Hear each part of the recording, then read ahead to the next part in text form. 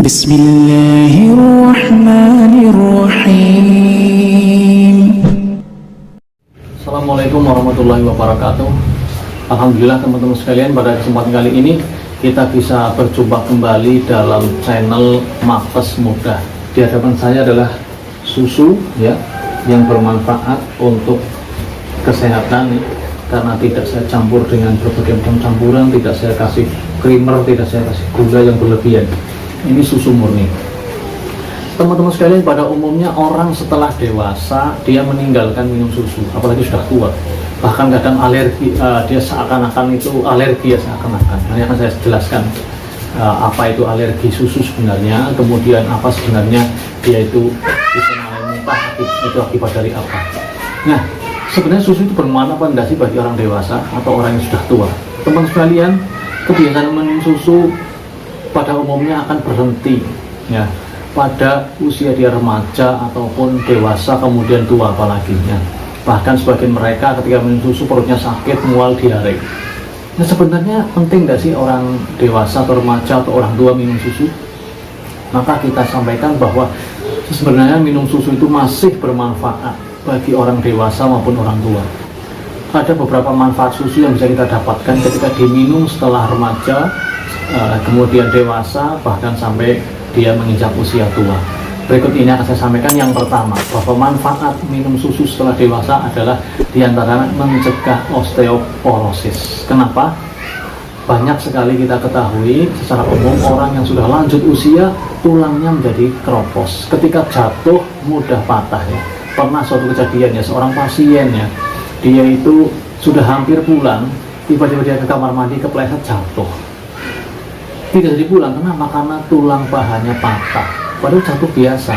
Sementara kalau kita melihat anak-anak jatuh berkali-kali, jatuh terduduk, bermain ya, itu tetap kuat. Ini orang-orang yang sudah tua, sudah manula ya, seperti yang saya sebutkan tadi, itu orang-orang tua di atas 60 tahun dia jatuh, tulangnya patah. Ini karena apa? Saking rapuhnya. Ini yang namanya osteoporosis, itu kerapuhan pada tulang. Nah, salah satu sebabnya adalah karena kurangnya kalsium di dalam tulang tersebut yang akan memadatkan tulang, membantu menjaga kesehatan tulang ya, membentuk tulang menjadi kuat. Nah, kalsium tersebut yang banyak kita dapatkan di dalam susu atau kalsium susu. Nah, ini bisa ditinggalkan ketika sudah remaja, sudah dewasa, meninggalkan susu sama sekali. Padahal ini bermanfaat untuk kesehatan tulang, menjaga kekuatan tulang. Walaupun penyerapannya sudah tidak sehebat, tidak sebagus ketika masih bayi atau anak-anak, tetapi tetap ini ada manfaatnya. Dan ketika diminum setelah dia remaja, dewasa, tetap minum susu, ini manfaatnya akan didapatkan. Jadi kalau sudah tulangnya terdeteksi itu sudah keropos, sudah osteoporosis, baru minum susu, sudah usia manula minum susu, ini manfaatnya akan sangat-sangat sedikit ya. Kalau dari sisi kalsium tentu saja manfaat susu dari sisi yang lain, dari sisi protein, dari sisi kalori, dari sisi lemaknya, dari sisi kemudian vitamin-vitamin yang lain tentu saja masih bermanfaat. Tetapi kalau dari sisi kalsium tentu saja sudah tidak sebagus ketika diminum di saat dia masih anak-anak atau bahkan masih bayi. Ini manfaat yang pertama.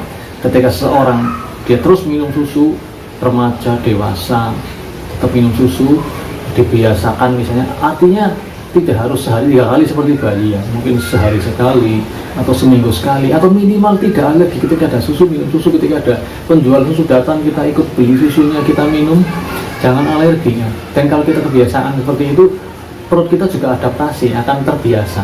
Berbeda dengan sama sekali tidak minum susu sama sekali, berhenti sama sekali, bahkan mencium baunya aja udah mual.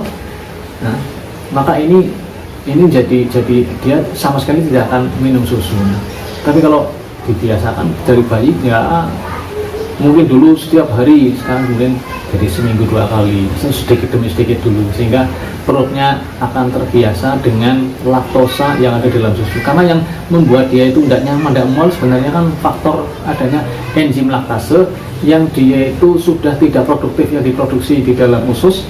Dia sudah tidak bagus lagi ketika sudah mengalami usia yang semakin dewasa. Nah, ini tentu saja bisa dibantu diantaranya dengan cara biar itu tetap diadaptasi, tetap bisa minum susu tidak mual dengan minum sedikit demi sedikit. Kemudian susunya bisa diganti.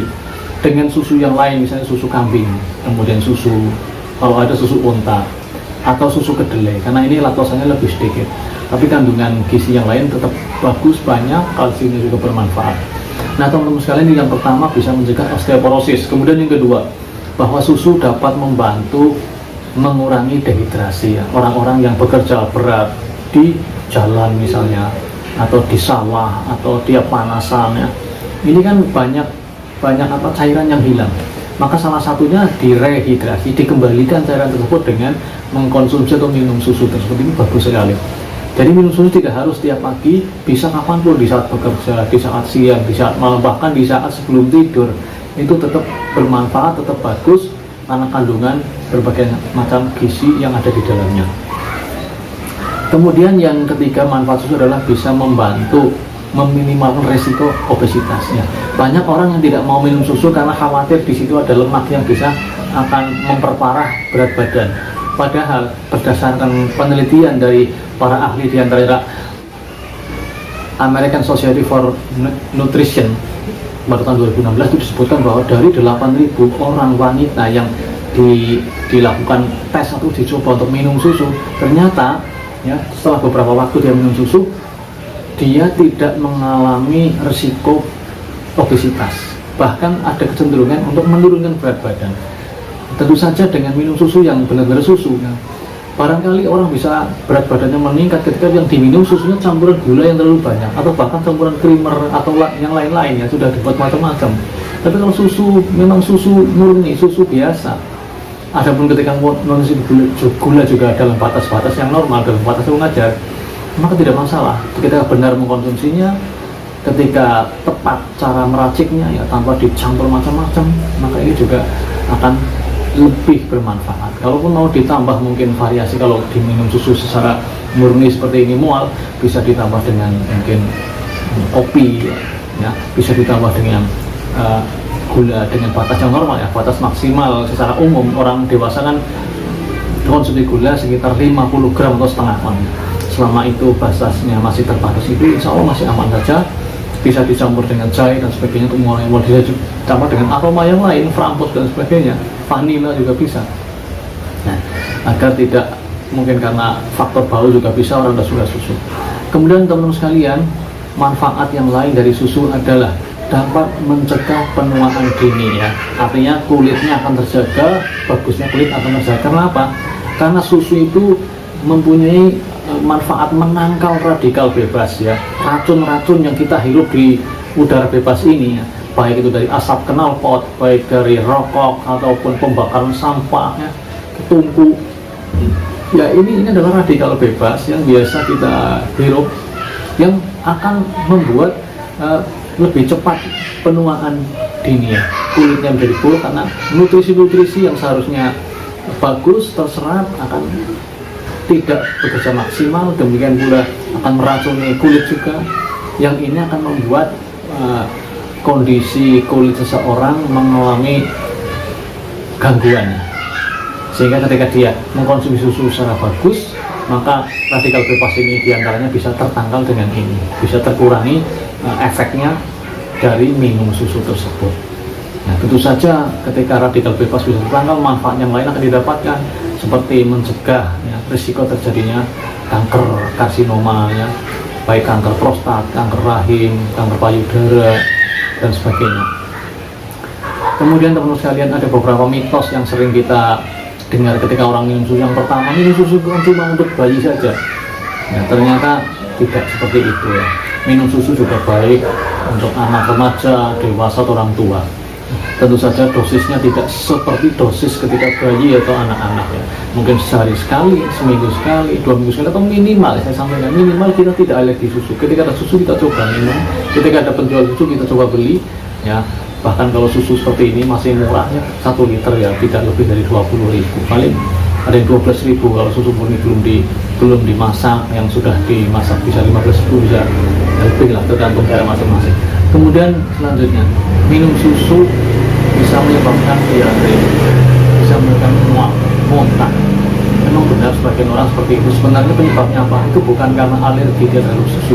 Kalau alergi kan hubungannya dengan imunitas yang menurun atau imunitas yang buruk dengan sebab susu tersebut. Dan ini akibatnya bukan cuma mual muntah, bahkan terjadi ruam kulit ya, kemerahan, gatal ya, panas dan sebagainya. Tapi kalau ini kan mual muntah, ini sebabnya adalah diantaranya itu karena laktose yang ada di dalam usus itu sudah menurun, yang itu fungsinya adalah untuk membantu pencernaan laktosa yang ada di dalam susu, sehingga ketika itu menurun ya, itu sebab karena faktor usia, faktor keturunan, faktor penyakit, mungkin infeksi, mungkin juga karena minum antibiotik dalam jangka lama, mungkin juga karena faktor radiasi.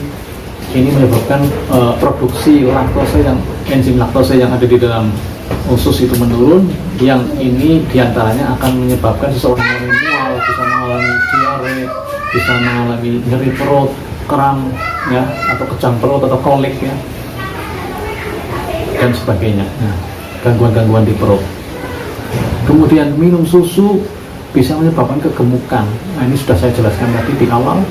Ternyata tidak seperti itu. Bisa menyebabkan kegemukan ketika dicampur dengan gula yang berlebihan, diminum berlebihan, diminum berbagai macam tambahan. Tapi diminum secara tepat, insya Allah bermanfaat, justru bisa menurunkan risiko obesitasnya. Kemudian teman-teman sekalian, minum susu kan di waktu pagi bagusnya. Nah, ini saya mual kalau minum pagi. Nah, tidak seperti itu. Sudah saya sebutkan tadi di awal, tidak mesti minum susu waktu pagi. Silakan diminum siang, malam, ya, dijadikan sebagai snack. Dari snack itu pun tidak masalah. Sebelum tidur pun tidak masalah. Demikian yang bisa saya sampaikan. Mudah-mudahan bermanfaat apa yang kita pelajari pada kesempatan kali ini. Ya. Terima kasih. Wassalamualaikum warahmatullahi wabarakatuh. الحمد لله رب العالمين